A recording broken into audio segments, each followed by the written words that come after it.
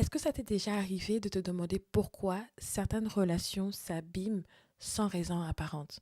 Pourquoi des tensions naissent alors que tu ne comprends même pas ce qui s'est passé?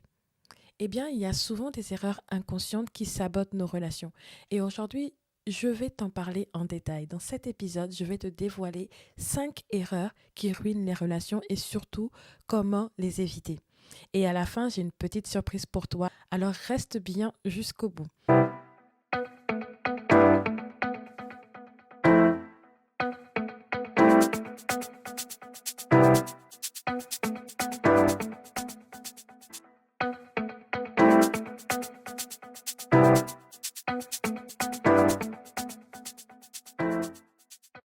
Erreur numéro un, supposer au lieu de communiquer. Qui l'a déjà fait? Première à l'avouer. On l'a tous fait. Croire que l'autre devrait savoir ce qu'on pense et ce qu'on ressent, ce qu'on attend, et être déçu quand il ne le devine pas. Exemple classique, tu envoies un message à un ami ou à un partenaire ou à ton partenaire, il met des heures à répondre et là ton cerveau s'emballe. Il m'ignore, il est en colère, il ne m'aime plus, alors qu'en réalité il est juste occupé. Supposer créer des malentendus et des frustrations inutiles. Quelle peut être la solution à ça? C'est poser des questions, exprimer clairement ses attentes et éviter de tirer des conclusions trop vite. J'ai un petit challenge pour toi. Pense à une situation récente où tu as supposé quelque chose au lieu de poser la question.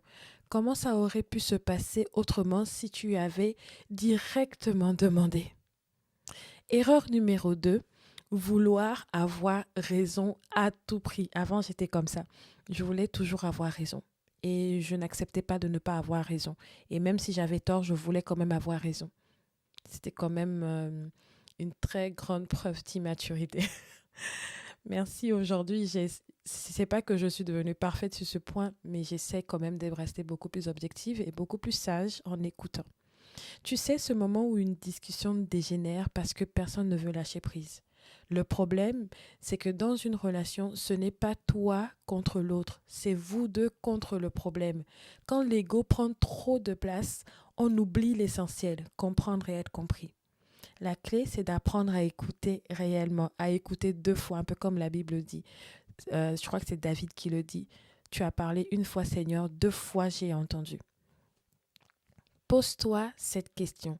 Est-ce que je veux prouver que j'ai raison ou est-ce que je veux qu'on puisse avancer ensemble et trouver une solution? Erreur numéro 3, négliger les petits gestes du quotidien. Alors, on pense souvent que ce qui compte, ce sont les déclarations, les cadeaux, les grands moments, les anniversaires, etc. Mais en réalité, ce sont les petites attentions quotidiennes qui construisent une relation solide. Un merci, un sourire, un message pour prendre des nouvelles.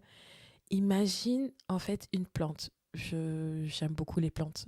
J'en ai beaucoup, beaucoup, beaucoup chez moi. Il y en a une qui a tellement pris de place qu'on n'arrive presque plus à passer du séjour à l'entrée. Donc du coup, j'ai trouvé une autre place. Enfin bref, c'était une petite anecdote. J'aime beaucoup les plantes. Imagine une plante. Si tu ne l'arroses pas régulièrement, elle finit par faner. Les relations, c'est pareil. Aujourd'hui, prends un instant pour envoyer un message gentil, un message agréable à quelqu'un que tu apprécies. Un simple je pense à toi peut faire toute la différence. Erreur numéro 4. Éviter les conversations inconfortables. Avant, j'avais trop peur de ce genre de conversation. Je me disais que bah non, ça sert à rien et je réprimais beaucoup ce que j'avais dans mon cœur parce que j'avais peur d'avoir une conversation cruciale, une conversation inconfortable. Et qu'on ne se mente pas, on aime rester dans notre zone de confort. On a, on n'aime pas en fait sortir du confort pour l'inconfort. Mais parfois, c'est nécessaire de sortir du confort pour avoir des conversations inconfortables. Beaucoup de relations aujourd'hui se détériorent parce qu'on n'ose pas parler des sujets qui fâchent. On n'ose pas, je l'appelle ça une table rouge, dresser une table rouge où chacun peut exprimer son mécontentement, peut exprimer ce qu'il a dans son cœur. Et on accumule, on ravale et un jour, boum, ça explose. Le problème, c'est que fuir un sujet délicat ne le fait pas disparaître. Au contraire, ça, ça laisse à ce sujet plus de place au ressentiment, aux racines d'amertume. Quelle peut être en fait la solution? C'est apprendre à aborder ces discussions avec calme et bienveillance. Un bon début est d'utiliser la technique du jeu au lieu du tu. J'ai compris au fil des ans que lorsqu'on veut avoir des conversations inconfortables, ne viens pas en parlant en disant tu. C'est pris comme une agression. Si tu viens en disant je, c'est pris comme en fait le fait que tu veux exprimer ce que tu ressens toi et pas ce que l'autre a fait. Ne te positionne pas en juge, ne te positionne pas en personne qui vient donner une leçon.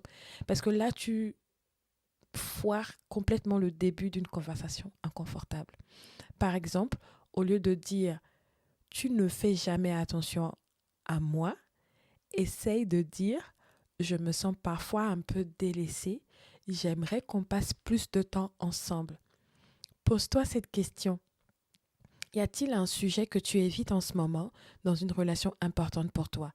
Et si tu faisais le premier pas? On passe à la 5e et dernière erreur, croire que l'amour ou l'amitié suffisent. On entend souvent, si on s'aime, ça marchera.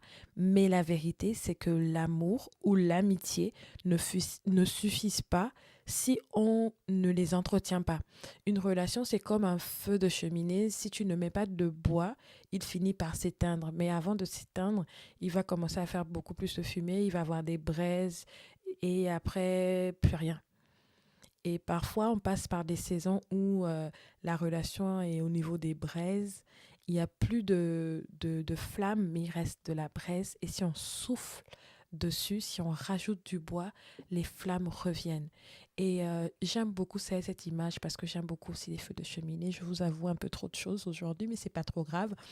J'aime beaucoup les feux de cheminée. Parfois, j'entretiens un feu du matin au soir et je vois plusieurs étapes. Et il m'arrive parfois d'être là à admirer les braises. Ça fait des couleurs un peu rouges, orange, feu. Enfin, c'est super beau, mais ça n'envoie plus beaucoup de chaleur. C'est comme un cœur qui bat et que le rythme commence à ralentir. À un moment donné, si on ne met pas des électrochocs pour lui redonner de la dynamique, ben, il va s'éteindre. Et c'est pareil pour une relation, il faut la nourrir, il faut faire des efforts. Ça veut dire qu'en fait qu'il faut investir du temps, de l'énergie, de l'attention, être prêt à faire des efforts pour maintenir une connexion forte. Alors demande-toi, quelle action pourrais-tu faire pour nourrir une relation qui compte pour toi? Si en ce moment tu te trouves dans une relation où les braises sont en train de s'éteindre, je t'invite à vraiment prier déjà que le souffle du Saint-Esprit vienne souffler sur ces braises pour qu'elles redonnent des flammes et que tu puisses maintenant faire des efforts en ramenant du bois, en ramenant de l'attention et que tu puisses payer le prix. Parce que, ne nous mentons pas, si on veut vivre des relations fortes, profondes, matures, sages et qui durent, des connexions de destinée qui durent, il faut faire des sacrifices. Donc aujourd'hui, on a vu l'ensemble de ces 5 erreurs.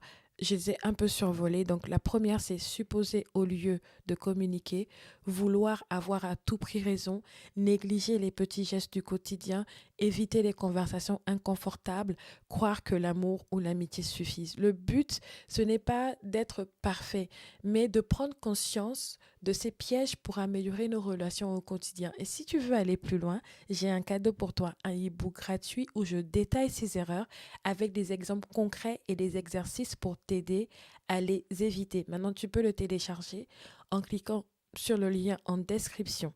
Je te remercie d'avoir écouté cet épisode. N'hésite pas à le partager avec quelqu'un qui pourrait en avoir besoin. Et si le sujet t'a plu, laisse-moi un avis ou un message et une note pour pouvoir faire remonter le podcast et que le plus grand nombre puisse en profiter.